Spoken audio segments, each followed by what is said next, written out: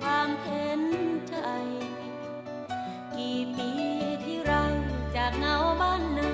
สู่ฟ้าเมืองไกลเสื้อร้อยเก่าๆกระเป๋าหนึ่งใบ